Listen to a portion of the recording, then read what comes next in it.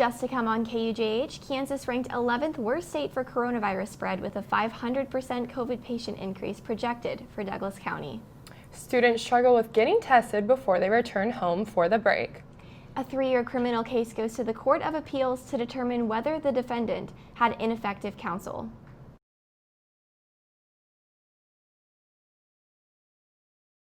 Welcome to the final KUJH show of the year. I'm Courtney McMaster. And I'm McKenna Patchen. After peaking in the top 10 states for COVID-19 cases, today Kansas has moved down to number 11. On Saturday, Forbes magazine has deemed the state among the riskiest to visit right now due to a recent surge in the Midwest. Forbes says states with more than 25 cases per 1,000 residents are considered a tipping point. Other states listed include Nebraska, Illinois, and others in the Midwest. Douglas County health officials ordered an official mandate Thursday, reducing the mass gatherings limit from 45 to 15. This came after a spike in cases last week, which Lawrence Hospital is now predicting will grow. Jennifer Schreimscher from LMH Health showed her projection at yesterday's town hall meeting. She predicts a 500% increase in COVID-19 patients in the next 2 weeks, saying they're preparing for 180 on December 1st. She says she doesn't know if we will hit that number, but that we do need to be ready just in case. KU is offering free COVID testing before the semester ends, yet some students are having a hard time getting seen. Amanda Hansen has the story. With the holidays right around the corner, many students want to get tested before going home and seeing their families. With COVID surging in the U.S., KU is offering free tests for those students leaving before the semester. It comes with mixed reviews. And so we were like, okay, this is great. Like, KU's making sure that we're being safe. And then I was the first one of my roommates to get tested, and this whole thing happened. Sydney Hoover was originally all on board with KU's COVID testing program, but her experiences trying to get tested left her feeling uncertain. And so I was super confused and overwhelmed, and I also didn't feel good. So I was like, just help me. I don't know what to do. She describes getting sent to multiple different locations, multiple different phone calls, and long holds while trying to get one test. Despite her struggles, many others are reporting quick and easy tests and are glad they are being done. Those who are traveling are advised to quarantine for 14 days before travel. We just want to be safe going home to our families next week. The university is conducting these tests up to the 22nd. You can sign up to get tested at covidtest.ku.edu. This is Amanda Hansen for KUJH. Well, hopefully they can get everything figured out with all the different campus testing locations before people go home for the holidays. Yeah, better safe than sorry before we get to the families. And now we'll go to Jade with the weather. Thanks, Courtney. So since this is the last episode and also last episode before Thanksgiving, here's a look of what the temperatures might look like the week of Thanksgiving. That's the 23rd through the 27th of November. Take a look at this graphic here. This shows where it is likely to be above average temperatures and where it is very likely to be above average temperatures. So no matter where you're traveling to across the country, with the exception for the West Coast that might be a little cooler over here, you are likely to experience a little bit warmer weather for the Thanksgiving holiday. So if you're packing up to leave campus, make sure you probably don't need that extra winter coat you were planning on grabbing. But right now, today, it's a beautiful day outside besides one thing, and that is the wind. The wind is coming in so strong from the south-southwest at 22 miles per hour. But besides that, like I said, it's actually a pretty nice day outside. 68 degrees and lots of sunshine. The sunshine is going to continue throughout the rest of the day. Here's a satellite image. Not a lot going on over Lawrence, but we do have a few clouds to the west that are going to move north, so we're not really going to see much clouds this evening. We're going to cool off to the mid-50s later around 8 to 10 and then drop down to 56 later this evening. The winds are also going to stay very strong. I have more on how long that wind is going to last coming up. Back to you. Thanks, Jade. And yeah, it was absolutely beautiful out today. Yes, it was definitely windy, but nice weather, nice sunshine, and hopefully it stays nice for Thanksgiving. Yeah. Still to come on KUJH News, an update on a 3-year-long criminal case at KU that's gathered national attention. And a city commission meeting named Lawrence the home for a famed cast of spooky TV characters. Stay with us.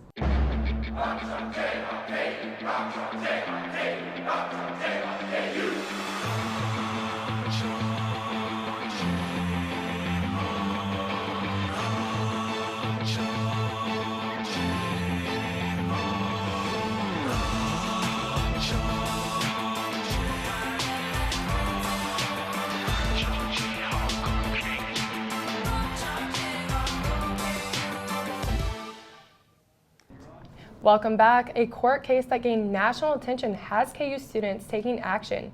KUJH reporter Carly Newcomb has more. In 2019, KU student Albert Wilson was convicted of raping a 17-year-old girl and was sentenced to 12 years in prison following the September 2016 incident at the Hawk, a popular Lawrence bar. What started here would continue 3 years later.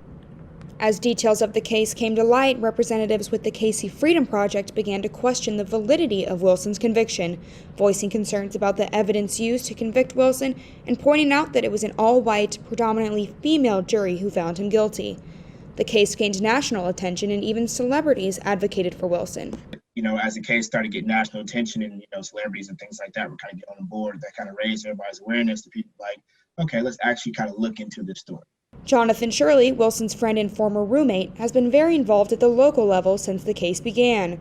He says it's taken on a new sense of urgency in light of racially charged events that have made headlines in 2020. Within the last, 6 months with COVID and the George Floyd incident and things, Breonna Taylor incident, that kind of brought back to life, kind of what we were kind of advocating for in a different light. Not necessarily police brutality, but, racial injustice and things like that, that's presented in the courtroom. The advocacy and attention surrounding the case seems to have made a difference, with the Douglas County District Court holding a new hearing on November 2nd and 3rd to determine whether Wilson had ineffective counsel.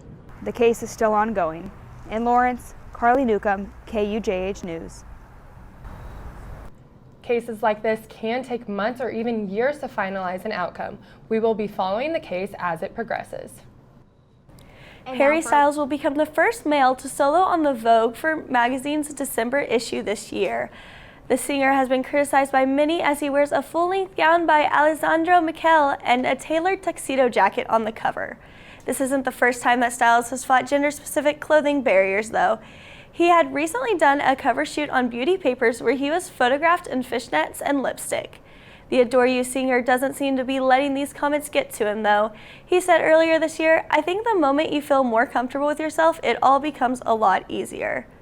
Star Wars is getting a little more realistic. Baby Yoda was sent up into space with the astronauts on the latest SpaceX mission. The child has seen floating around with the astronauts during the live stream of the flight. The team later said that the plush was used as a zero-G indicator for the mission. The mission has so far been going well, and the force is for sure strong with this one. And Mayor Jennifer Ananda announced Lawrence is now named the official hometown for Dean and Sam Winchester, two fictional characters from the show Supernatural. Ananda says in the meeting that she originally planned on the actors being there for the announcement, but due to the COVID rescheduling, this didn't seem possible. She says that she is excited that she is able to make this announcement at her last full meeting as mayor. The final season of Supernatural is set to start again tomorrow on CW. That's all for entertainment. We'll be back after a quick break.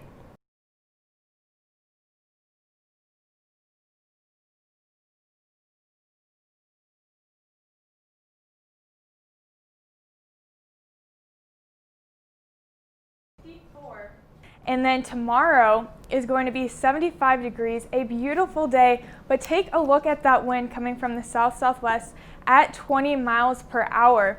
Now that is going to continue throughout the day, and we're going to see a lot of sunshine as well as a lot of wind. And the reason for this wind is because of something called the temperature gradient or the pressure gradient. And if you see these black lines right here, these all represent different pressures. And when they're closer together, that strengthens the wind quite a lot. So that is why we are seeing this kind of wind with that low pressure system we have now.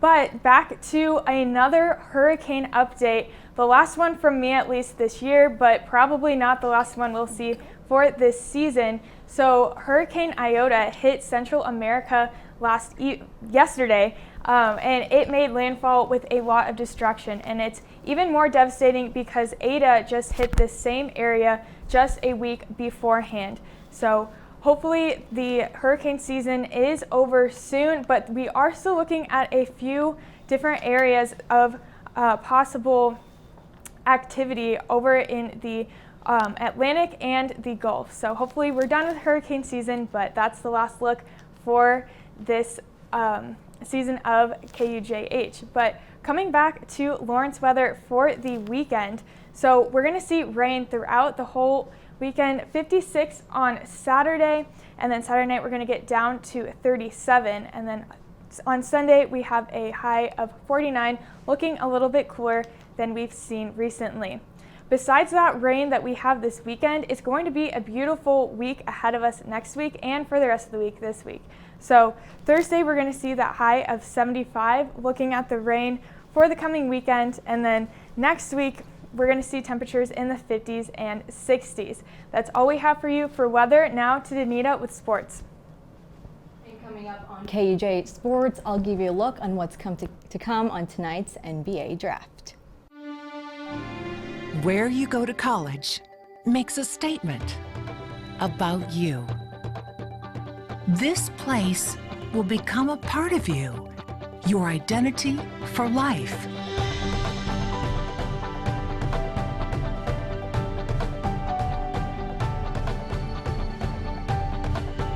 The University of Kansas, a great place to be you. Welcome back. I'm Danita Victor. The NBA draft will take place tonight, but of course virtually. The Timberwolves will have the #1 pick, followed by the Warriors, the Hornets, then the Bulls, and lastly the Cavaliers. There is still plenty of buzz on who is projected to go #1, but on that list includes LaMelo Ball, Anthony Edwards, and James Wiseman. 2018 was the last time we saw any of our KUJ Hawks getting drafted. That class included Devontae Graham, who is now with the Hornets, and Svi Mikhailiuk, who is now with the Pistons. This year's Jayhawks will include Devon Dotson, Udoka Azubuike, and Isaiah Moss. I caught up with Isaiah Moss and what he's doing to prepare for tonight. In here with former Hawkeye and Jayhawk guard Isaiah Moss. Isaiah, you and your Kansas team had a great run. The season was cut short, but can you share your experience within that program? I had a lot of great experiences, playing with a lot of great players, and a Hall of Fame coach. It was just a lot of fun to win a lot of basketball games. I've just been working out every day, twice a day, just working out, staying in shape, staying ready, and mentally just staying focused. You know, I got a great support system from my family. So mentally, they've been encouraging me to keep going, keep working out, even though it's tough times right now. So what are you expecting going in tonight? I don't know. To be honest, I'm just gonna enjoy it. I don't really got too many expectations. I've worked to get to this point. I'm extremely proud of myself. So I've just been working, and now I'm just gonna enjoy it, see what happens. I'm excited for my next move. You can watch the draft tonight at 7 p.m. on ESPN. And speaking of former Jayhawks, Kelly Oubre Jr. is in a trade deal that will send him to join the Oklahoma City Thunder. Oubre was an exceptional player for the 2014-15 Kansas team and was picked 15th overall in the draft. He's been a valuable component for the Suns, averaging 18.7 points and 6.7 rebounds last season. And in just 8 days, Kansas basketball is set to tip off in Fort Myers on Thanksgiving. KU will play #1 Gonzaga, followed by St. Joseph's the next day. The team will also travel to Indianapolis December 1st to face Kentucky in the Champions Classic. The Jayhawks will finally return to Allen Fieldhouse December 3rd to take on Washburn in their first regular season match. 2 weeks for us is going to be really trying to hone in on what we've got in.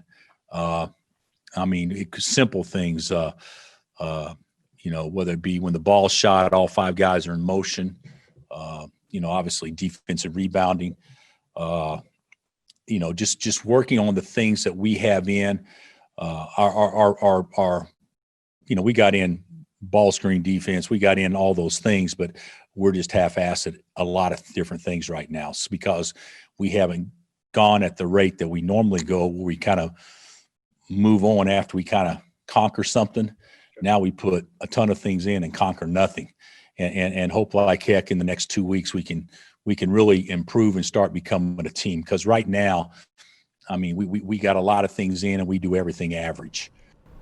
Yesterday, Kansas Athletics released fans will no longer be allowed at games for the remainder of this month. The update comes after the rise of coronavirus cases in the region. Athletic Director Jeff Long asked Jayhawks to follow CDC guidelines as they are planning to allow a small crowd inside the fieldhouse next month. And breaking news just into our newsroom, Kansas football will not be playing this weekend against Texas. The game has been rescheduled into December 12th. KU is unable to meet the minimum player requirements, which includes both injuries and COVID contact. And as the holidays are closing in, could there be another unexpected that new restrictions are necessary.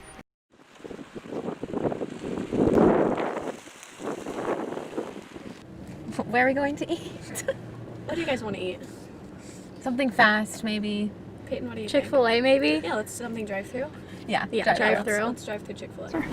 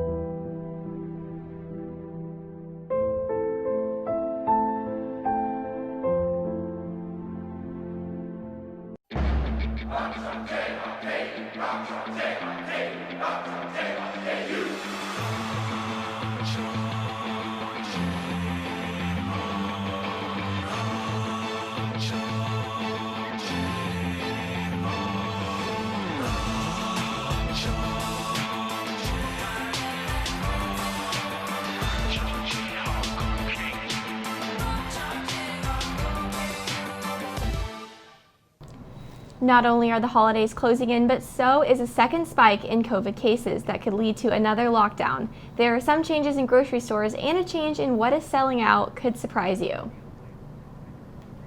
Store chains such as Walmart, Costco, and Dillon's are reporting a shortage in toilet paper. That's right, you can again expect to see shoppers loading up on paper and cleaning goods in parts of the country. As Kansas is seeing record case numbers, shelves are looking similar to early this year. Some shoppers were able to give video footage of their shopping experience. And what is looking different this year is the turkeys that are staying in stores longer than usual. Holiday shoppers are turning to single turkey meals over a whole turkey that feeds multiple people. Yeah, I know. I'm definitely going to have a smaller Thanksgiving this year. Yep, so is my family. It's definitely going to be different. That's KUJH News for November 18th. Remember to view our stories again or to share them with your friends. Visit our website at tv.ku.edu. And this is our final show of the year, but we'll be back in February to bring you the latest in sports, news, and entertainment. Thank you for tuning in, and make sure to follow us on Instagram and YouTube.